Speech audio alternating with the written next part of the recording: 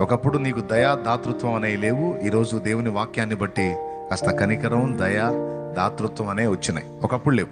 ఒకప్పుడు నీకు దయా దాతృత్వం అనేవి లేవు. ఈరోజు దేవుని వాక్యాన్ని బట్టి కాస్త కనికరం, దయా దాతృత్వం అనేవి వచ్చినాయి. ఒకప్పుడు లేవు. ఎవడెట సస్తే నాకెందుకు అనుకున్నావు. ఇప్పుడు మారిపోయి కాస్త దయా దాతృత్వం, కాస్త ఇతరులను కనిపెట్టడం అనే లక్షణాలు వచ్చినాయి. వాస్తవంగా నీ సైకాలజీకి విరుద్ధమైనవి అవి. కానీ ఇప్పుడు నీలో ఆ డిఫరెంట్ కనపడుతుంది. ఆ డిఫరెన్స్ నీకు అనిపించే నా క్యారెక్టర్ డిఫరెంట్గా మారిపోయిందని. ఆ ప్రత్యేకత అనేది నీకే అర్థమవుతుంది.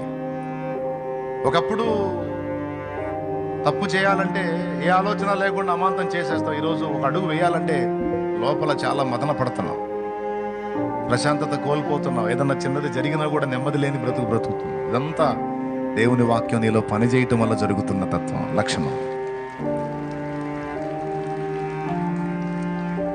ఏం నిరాశపడద్దు, నిరుత్సాహపడద్దు.